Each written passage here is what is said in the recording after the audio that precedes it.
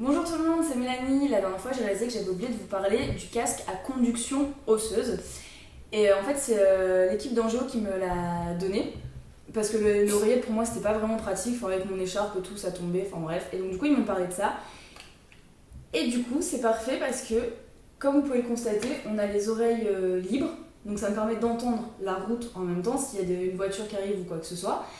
Et également, ça me transmet bien les informations et ça me vient des deux côtés alors que de base c'était juste une oreillette. Donc je suis plutôt satisfaite de ça. Et l'avantage aussi c'est que on est libre en fait, on n'a aucun problème, je suis pas gênée pour mes lunettes. Et quand on met une écharpe, pareil. Du coup je suis assez ravie de ça.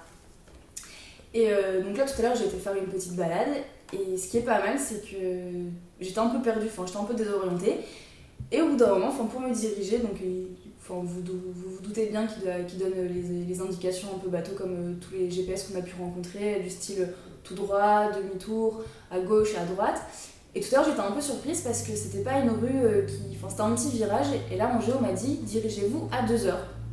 Et donc j'ai trouvé ça assez agréable. Et comme j'étais avec une amie, je lui ai demandé de me diriger vers une route qui tournait également un peu, mais de l'autre côté pour voir ce qu'il me donnait comme information, comme direction pour la gauche.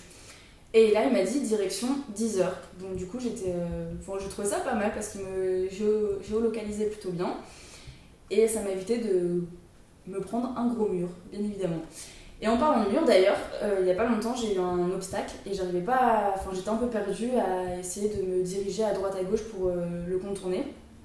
Et donc du coup, sur le boîtier en géo, il y a la flèche, donc ça je vous avais déjà présenté les boutons.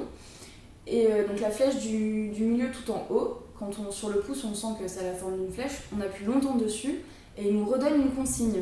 Mais on peut aussi également le faire avec la télécommande sur la molette, sur le côté droit de la molette, sur le côté droit de la commande, il y a une molette et donc là vous appuyez sur la molette longtemps et il vous donnera la même indication que si vous appuyez sur le boîtier en géo. Voilà, merci, c'était Mélanie, à bientôt.